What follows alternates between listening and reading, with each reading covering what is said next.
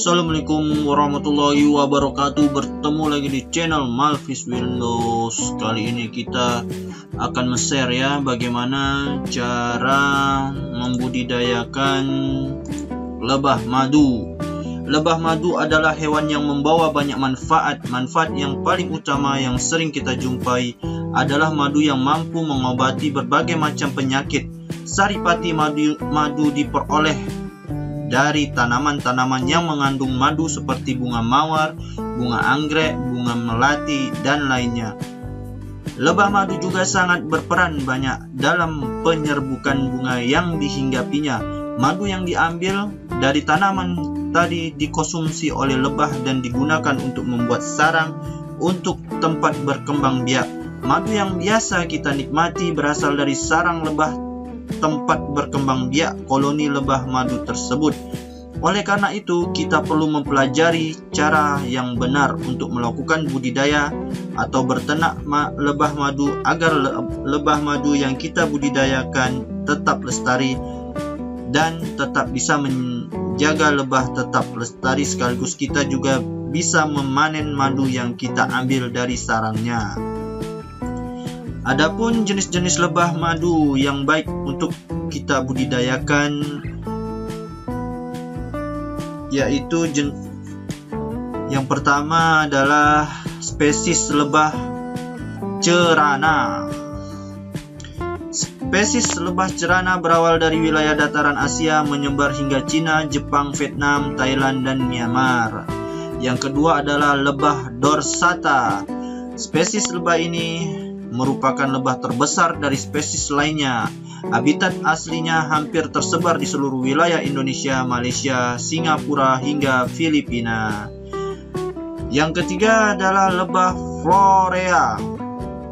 Spesies lebah florea merupakan lebah dengan ukuran terkecil. Habitatnya tersebar di wilayah Jazirah Arab, India, Pakistan, Bangladesh, sampai Indonesia.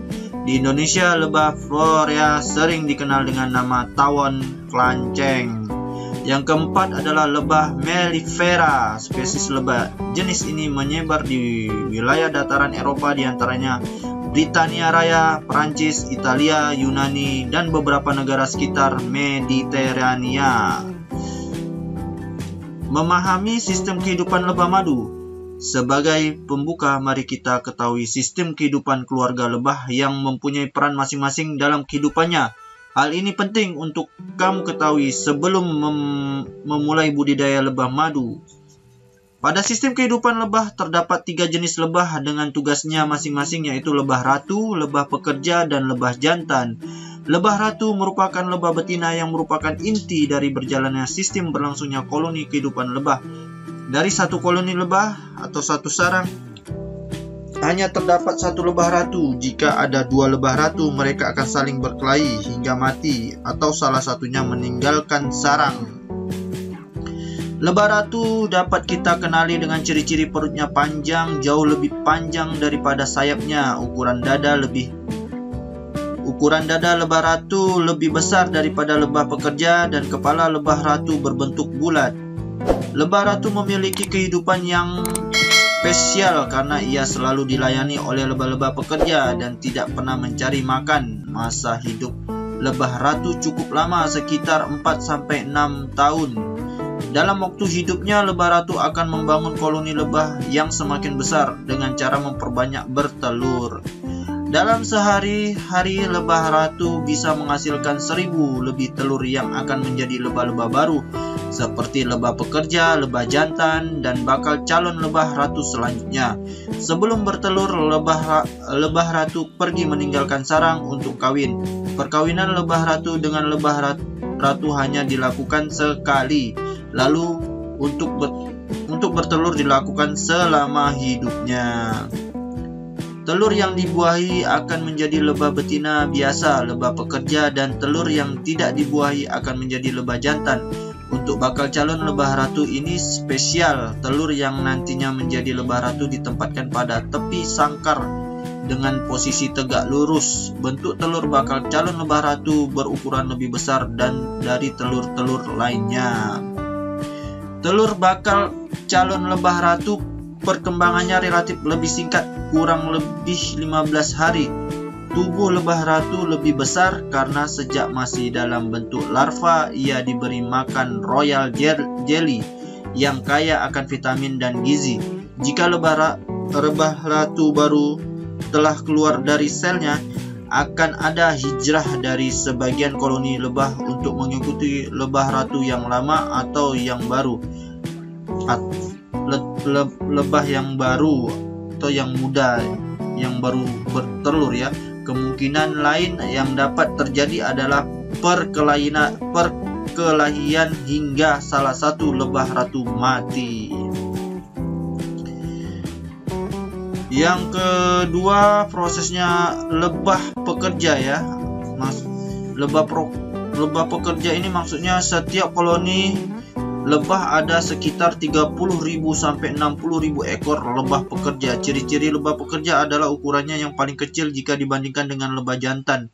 Kepalanya berbentuk segitiga dan kaki belakang ditutupi bulu yang panjang. Bulu panjang ini berguna untuk menyimpan tepung sari ketika terbang mencari bahan makanan. Tugas lebah pekerja diantaranya adalah 1. Membangun sarang lebah untuk bertelurnya lebah ratu. Yang kedua,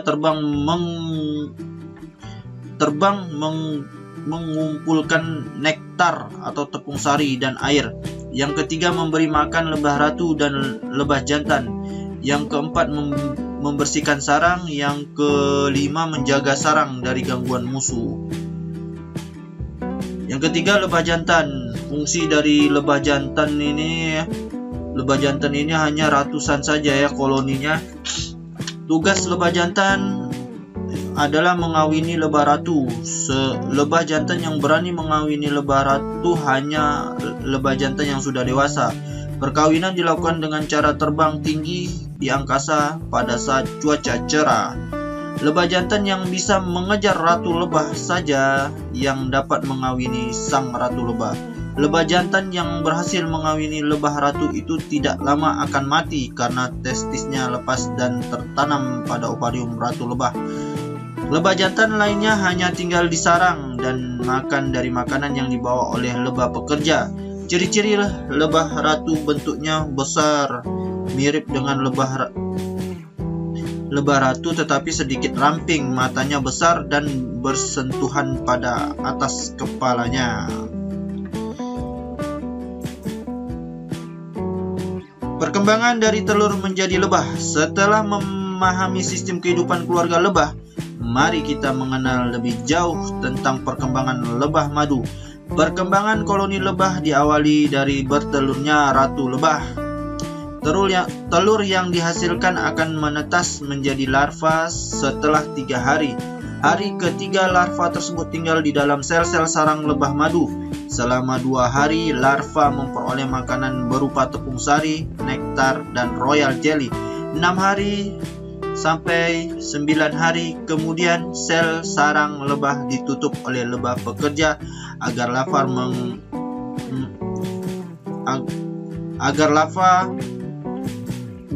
memproses pengeraman yang berlangsung selama 12 hari atau lebih 12 hari sampai ke hari ke-21. Setelah proses pengeraman selesai, muncul lebah pekerja muda yang menggerogoti sel sarang lebah untuk keluar dan mulai bekerja dan menjalankan tugasnya sampai mati, kurang lebih sampai hari ke-43. Persiapan sebelum budidaya lebah madu.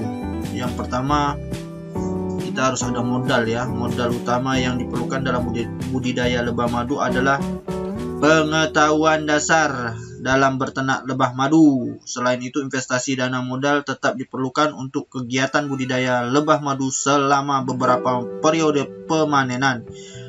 Modal dana tersebut digunakan untuk mempersiapkan peralatan-peralatan yang digunakan sebagai media tempat sarang berkembang biak dan siklus hidup lebah madu. Sarang lebah ini yang nantinya akan kita panen. Kotak papan tempat budidaya lebah madu yang diperlukan minimal 40 kotak, idealnya adalah 100 kotak koloni lebah madu. Yang kedua, kita harus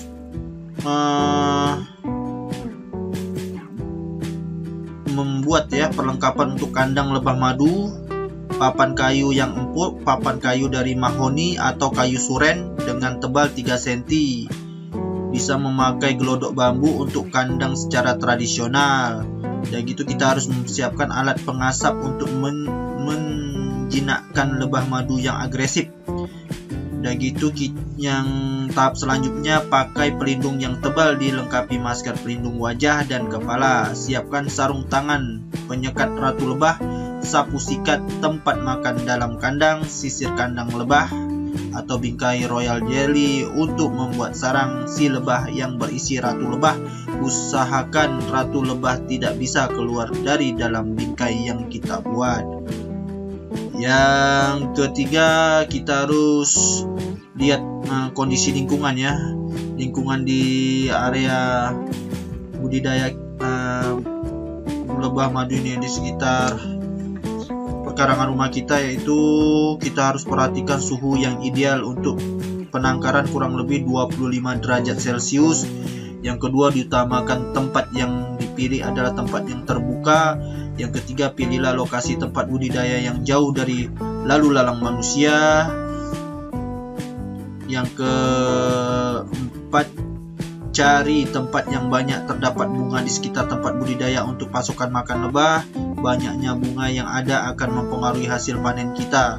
Yang keenam, kamu bisa menambahkan tanaman bunga-bunga tersendiri sekitar di pekarangan budidaya, tempat budidaya ya. Cara budidaya lebah madu yang baik. Setelah perlengkapan alat-alat bertani lebah madu dan kebutuhan perlengkapan penangkaran seperti lokasi sudah siap, kita harus membuat rumah lebah madu yang baik. 1. Pembuatan rumah lebah. Rumah lebah madu dalam penangkaran memiliki beberapa macam. Untuk pemula, kamu bisa membuat rumah yang sederhana terlebih dahulu.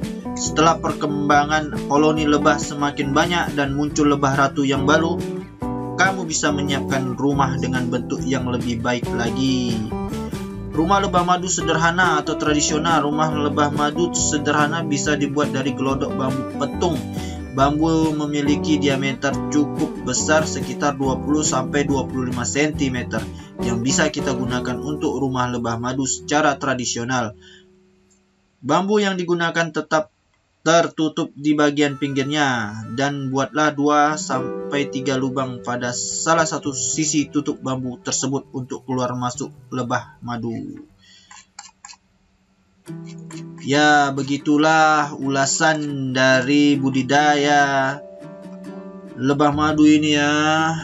Gan and sis, mohon support channel ini dan jangan lupa komentar terbaik Anda. Sekian video kali ini. Apabila ada penjelasan yang kurang dimengerti, mohon dimaafkan. Mohon supportnya untuk like dan subscribe channel kami ini. Video dan gambar hanya pemanis, yang penting ulasan dari isi materi yang kami sampaikan ya. Mohon maaf apabila kurang baik video ini ya. Assalamualaikum warahmatullahi wabarakatuh.